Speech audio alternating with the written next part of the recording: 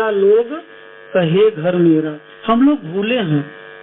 मनुष्य को सदगुरु कबीर साहब हर मनुष्य को कह रहे हैं कि भूला लोग कहे घर मेरा, जा घर में तू भूला डोले ना वो घर ना ही तेरा।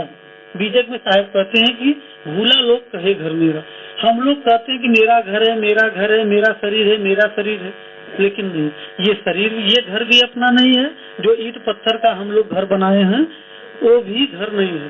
अब देखिए दो बार से कुछ साधनात्मक बातें बोली जा रही संतों के द्वारा, और कुछ माताओं बहनों का भी बोलते हैं साहब जी हम लोगों को कुछ जो व्यवहारिक जगत की बातें हो तो हमेशा बोला जाता था, हम लोगों को समझ में आता था।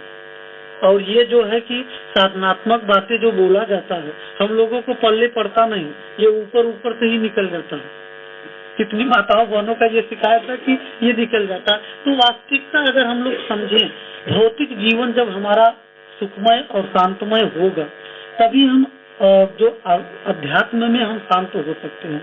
अध्यात्म में तभी शांत हो सकते हैं जब हमारा भौतिक जीवन सुखमय और शांतमय होगा। इसलिए सदगुरु कबीर साहब कहते हैं कि सदगुरु कबीर साहब से किसी सज्जन ने प्रश्न किया कि हे साहब, आप इतना निर्भ्रांत होकर के आप अपनी वारियों को बोलते हैं, काकड़ पाथर जोड़ के मस्जिद लिए बनाए और तादे मुल्ला बाग दे क्या बहिरा हुआ खुदा, और जो पाथर पूजे हर मिले तो मैं पूजू पहाड़, ताते तो चकिया भली और पिसा खाए संसार। तो साहब आप इतनी निर्भ्रांत होकर के बोलते हैं, आपको डर नहीं लगता? आपको मृत्यु ने कोई मार दे, आपको मृत्यु से डर नहीं लगता है? बोले नहीं भाई, मुझे डर नहीं लगता है। बोले कि साहब आपको जरा सा भी भय नहीं लगता? बोले कि नहीं, मुझे भय नहीं लगता। तो सदगुरु कबीर साहब के वाणी से वहाँ एक उद्गार उठा और एक भजन में वो परिणित हुआ।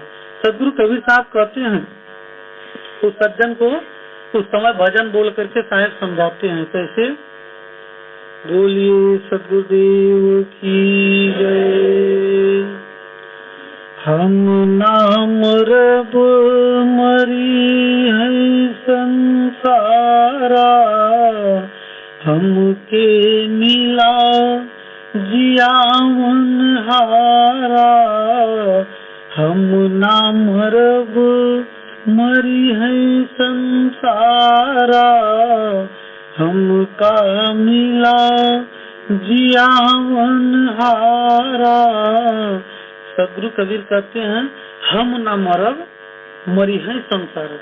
ये संसार जो भय में जी रहा है, जो डर में जी रहा है, जो मृत्यु का जिसे भय है वो मरेगा।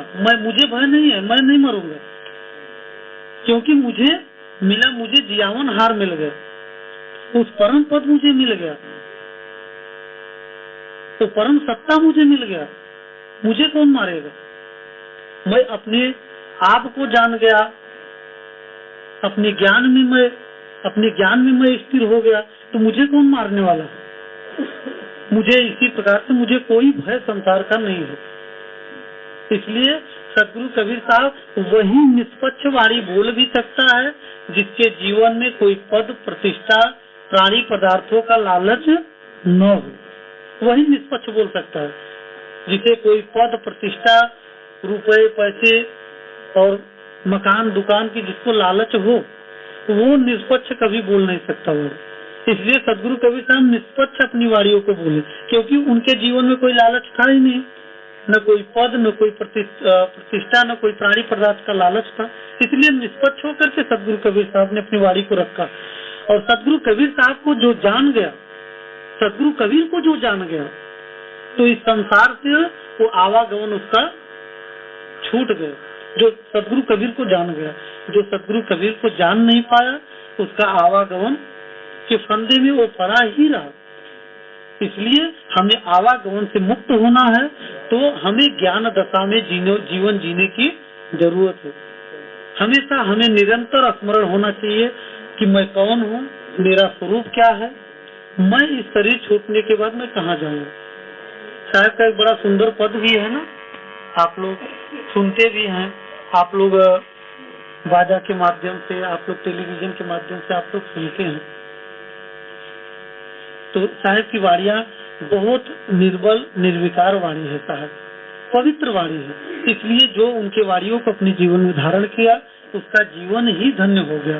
सदगुरु कबीर साहब कहते हैं हम ना मरब मरी है संसारा और हमके मिला जियावन हारा।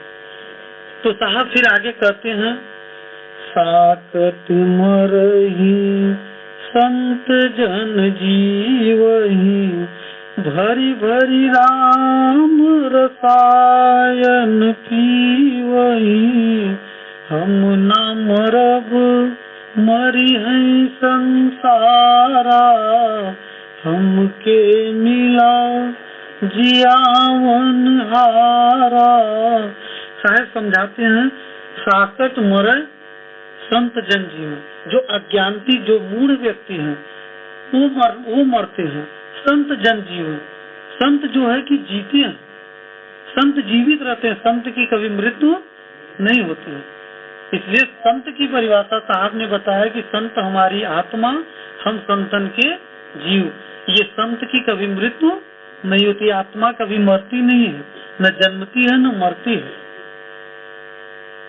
इसलिए साहब कहते हैं कि संत जन जीवन और भरी भरी राम रसायन पीवे। राम रसायन जो सब में रमण करने वाली जो चेतन आत्मा है उसको सतगुरु कबीर साहब ने राम कहा। साहब कहते हैं ना कि साहब कहते हैं कि पंडित बाद बदे सो झूठा, राम कहे जो जग गति पावे, खाण कहे मुख मीठा। साहब कहते हैं लास्ट पद साहब कहते हैं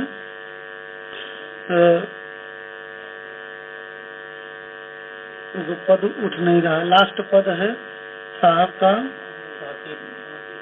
साची प्रीत विषय मायासी हरि भक्तन की फांसी। और कहें कबीर एक राम भजे बिन बाधे जमपुरी जासी। तो जो रमण करने वाली चेतन आत्मा है उसको सदगुरु कबीर साहब कहते हैं उसको जानने, उसको भजने की जरूरत है। जो आपके अंदर जो संतत्व है उस संतत्व को प्राप्त करना है। ये तो दो, ये जो है कि एक स्थूल एक सूक्ष्म, ये स्थूल संत है, ये स्थूल जो है कि गुरु है, लेकिन सूक्ष्म संत जो है सबके अंदर विराजमान है जो आत्मा के रूप में। और आपके अंदर जो सूक्ष्म गुरु विराजमान है वो किसके रूप में? आत्मा के रूप में। तो इसलिए साहब कहते हैं कि एक साधे सब सधे और सब साधे सब जाए। जो तू सींचे मूल को तो शाखा पत्र आधार। जो अपने मूल को, मूल क्या है? हम सबका अस्तित्व। मूल क्या है? वही आत्मदेव, वही आत्मदेव ही मूल है। अगर आत्मदेव इस शरीर से निकल जाए तो इस शरीर को 2 घंटा रखना कोई पसंद नहीं करेगा। इसलिए फिर आगे साहब बताते हैं हरि मरी है तो हम मरी हैं और हरि ना मरी हैं तो हम काहे को मरी हैं। हरि मतलब उस परम पद परमात्मा। अगर हरि मर जाएंगे तो मैं भी मर जाऊंगा, अगर हरि नहीं मरेंगे तो मैं कैसे मरूंगा?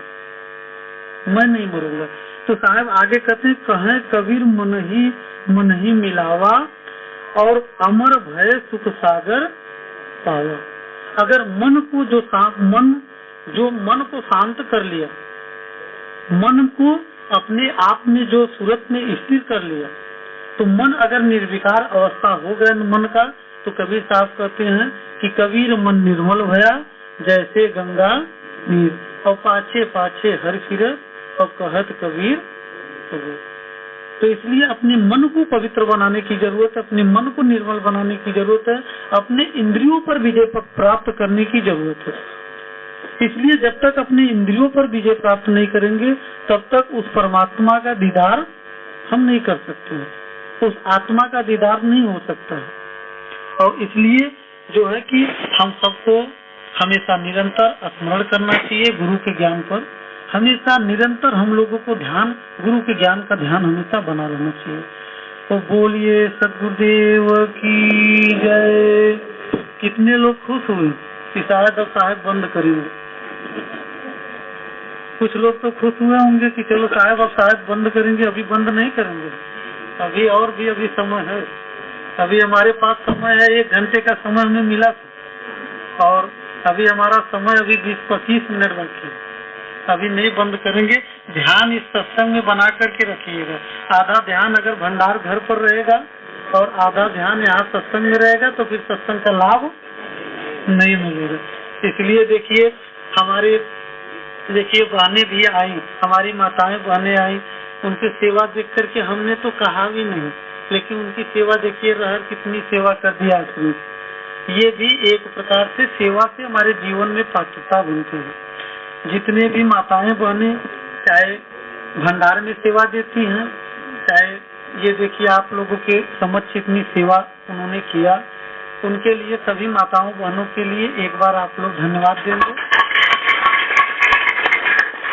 और इतने देखिए इतने गर्मियों में हमारे भंडारी साहब जी अर्जुनपुर मंडल हमारे भक्त समाज जो कि इतने पवित्रता से निर्मलता से पवित्र भाव से भोजन जो है बनाते हैं, प्रसाद बनाते हैं, और उनके लिए तो धन्यवाद तो बनता ही है साहब, उनके लिए तो बनता ही है कि हम लोग इतने निष्ठा से, इतने पवित्रता से, इतने श्रद्धा भाव से वो जो है कि सेवा देते हैं और हर सत्संगों में उनका सेवा रहता है। तो उनके लिए हम भी इस आचार्य गद्दी से उन्हें धन्यवाद देते हैं। और आप सबको, आप लोग आते हैं, हेलो, हाँ पंखा चला दीजिए, ये चला दीजिए।